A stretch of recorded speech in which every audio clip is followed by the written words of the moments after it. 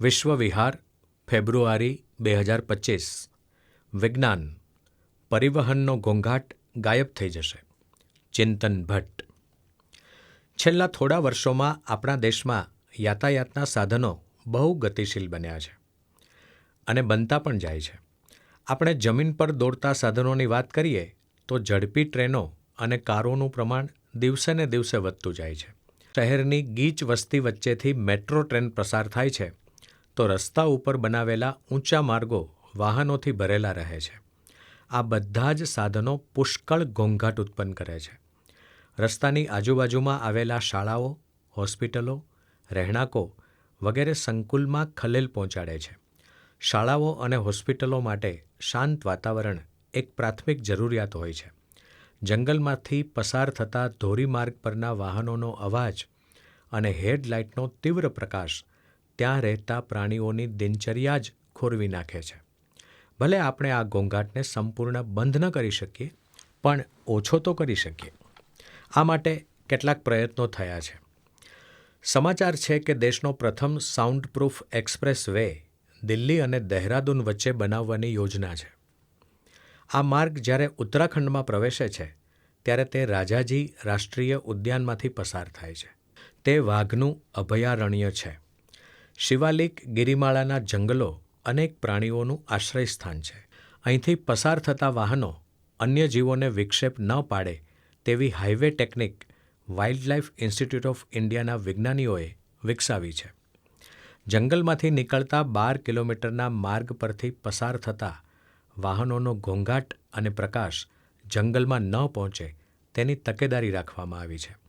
ઊંચાઈએથી પસાર થતા માર્ગ પર 800 ઊંચા થાંભલા પર લગાવેલી લાઇટો ફક્ત માર્ગને જ પ્રકાશિત કરે તેમ ગોઠવાશે. આ પ્રકારનો હાઈવે સિવની, મધ્યપ્રદેશ અને નાગપુર, મહારાષ્ટ્ર વચ્ચે પણ નિર્માણ કરવાની યોજના છે. આપણે જેને ફ્લાયઓવર કહીએ છીએ તેવા શહેરોમાં બનાવેલા ઊંચા માર્ગો પર થતા ઘોંઘાટથી તેની આજુબાજુ ખલેલ ન પડે તેવી વ્યવસ્થા કરવામાં આવે છે. મુંબઈના ડૉક્ટર બાબા સાહેબ આંબેડકર રોડ પરના ફ્લાયઓવરનો પરેલ માટુંગા સાઇનનો ભાગ કે અમદાવાદના આશ્રમ રોડ ફ્લાયઓવર પર ઇન્કમટેક્સ પાસેનો ભાગ આ ટેકનોલોજીના નમૂનારૂપ ઉદાહરણો છે. આપણે જાણીએ છીએ કે મુંબઈ અમદાવાદ વચ્ચે બુલેટ ટ્રેનનું કામ પણ પૂરજોશમાં ચાલી રહ્યું છે. સ્વાભાવિક છે કે 320 કિલોમીટર પ્રતિ કલાકની ઝડપે દોડતી ટ્રેનનો અવાજ નિયંત્રિત કરવો જોઈએ. ધ્વનિ નિયંત્રણ માટે તેના 100 કિલોમીટરના માર્ગ પર બંને બાજુએ લગભગ 2 લાખ ધ્વનિ નિયંત્રકો સ્થાપિત કરવામાં આવ્યા છે. આ ધ્વનિ નિયંત્રક એટલે 2 મીટર ઊંચી અને 1 મીટર પહોળી લગભગ 840 કિલોગ્રામની સિમેન્ટ અને કોન્ક્રીટની પેનલ. આ વ્યવસ્થાથી રેલવે લાઇનની આજુબાજુ પ્રસરતા ઘોંઘાટની માત્રા 10થી 15 ગણી ઓછી થવાનું અનુમાન છે. ધ્વનિ નિયંત્રણ પાછળનું વિજ્ઞાન સમજવા માટે આપણે શાળેય વિજ્ઞાનને યાદ કરી લઈએ. ધ્વનિનું પ્રસારણ ચારે દિશામાં થાય છે, પરંતુ ધ્વનિ સ્ત્રોતની આજુબાજુની ભૌતિક પરિસ્થિતિને લીધે તે આપણને એક દિશામાં પ્રસારિત થતો હોય તેમ લાગે છે. સામાન્ય તાપમાને હવામાં ધ્વનિની ગતિ પ્રતિ સેકન્ડ 343 મીટર હોય છે. માધ્યમ પ્રમાણે ધ્વનિની ગતિ બદલાતી હોય છે. જેમ કે લોખંડમાં 5120 મીટર પ્રતિ સેકન્ડ તો પાણીમાં 1481 મીટર પ્રતિ સેકન્ડ હોય છે. અહીં એક વાત ધ્યાનમાં રાખવા જેવી છે કે હવામાં ઉદ્ભવેલો ધ્વનિ ધાતુ કે પાણીની આરપાર પસાર થતો નથી. ધ્વનિની ગતિના ઉદાહરણમાં ધ્વનિ તરંગો જે તે માધ્યમમાં ઉદ્ભવ્યા હોય છે. યાદ કરો, હવામાં પ્રસરતા દૂરથી આવતી ટ્રેનના અવાજ કરતાં ટ્રેનના પૈડાના ઘર્ષણથી ઉત્પન્ન થતો અને ધાતુના પાટામાં પ્રસરતો ધ્વનિ વહેલો પહોંચે છે.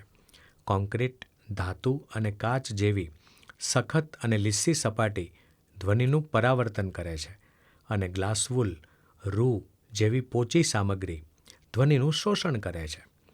માણસની સાંભળવાની લાક્ષણિકતાને લીધે જ્યારે યોગ્ય માત્રાનો પરાવર્તિત ધ્વનિ મૂળ ધ્વનિથી ઓછામાં ઓછો 0.1 સેકન્ડ મોડો કાન પર અથડાય ત્યારે પડઘા પડતા હોય તેવો અનુભવ થાય છે.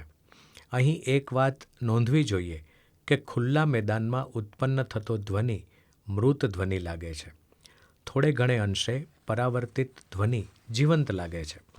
સભાગૃહમાં પડઘાના નિયંત્રણ માટે તેની દિવાલો પર ધ્વનિશોષક પેનલ લગાવેલી હોય છે. સભાગૃહની બંધ સંરચના એટલી ચુસ્ત હોય છે કે ખૂબ ઓછો અંદરનો અવાજ તેમાંથી બહાર છટકી શકે છે. આ પ્રકારની વ્યવસ્થા અનેક કિલોમીટર સુધી વિસ્તરેલા ધોરીમાર્ગો કે રેલવે ટ્રેક માટે કોઈપણ દૃષ્ટિએ વ્યવહારુ લાગતી નથી. આ માટે પરિવહનના ધ્વનિની દિશા પરાવર્તક વડે બદલી નાખવામાં આવે છે.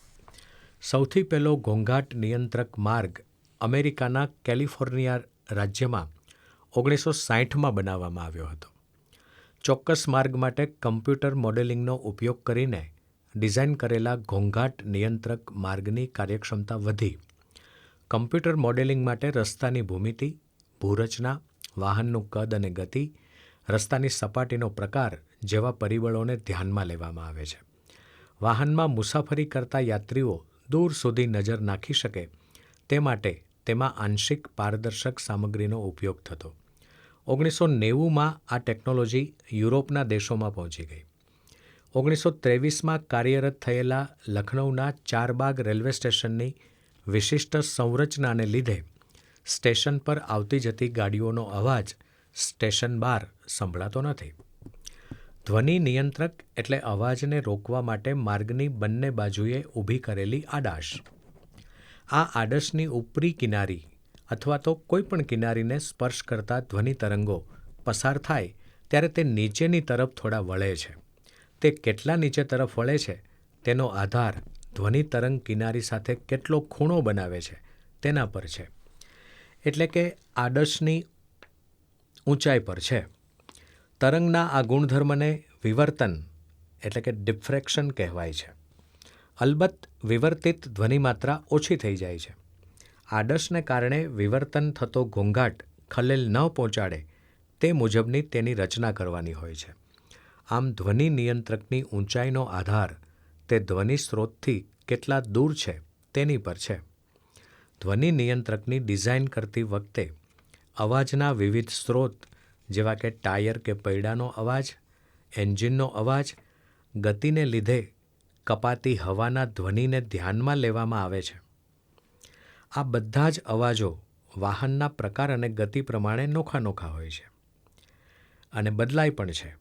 ધ્વનિ નિયંત્રક ઉપરાંત માર્ગ પર આવેલી અન્ય સંરચનાઓ પણ પરિવહનને લીધે થતા ઘોંઘાટને અસર કરે છે. હા, વાતાવરણીય પરિબળો પણ અવાજની ગતિને અસર કરે છે. આમ સરળ લાગતા ધ્વનિ નિયંત્રકોની ડિઝાઇન એટલી સરળ હોતી નથી. ધ્વનિ નિયંત્રકોને લીધે મુસાફરો બહારના દૃશ્યો માણી શકતા નથી. આડશનો ઉપયોગ બિનઅધિકૃત જાહેરાત કરવામાં થઈ શકે છે. અલબત્ત તેને આવકનું સાધન પણ બનાવી શકાય.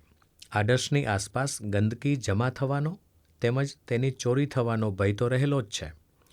રસ્તા પર ગોઠવેલી આડશને લીધે રસ્તાથી 15થી 50 મીટરના વિસ્તારમાં હવાની ગુણવત્તામાં સુધારો જોવા મળ્યો છે.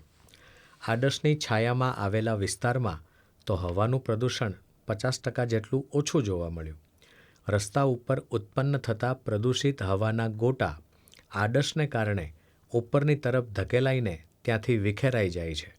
વધતા જતા પરિવહન અને તેના સાધનો સાથે સાથે રહેઠાણોની ગીચતા ઘોંઘાટ નિયંત્રકોની અનિવાર્યતા તરફ અંગુલી નિર્દેશ કરે છે કે પછી માનવી ઘોંઘાટ અને દેકારાથી ટેવાઈ જશે તે તો સમય જ કહેશે.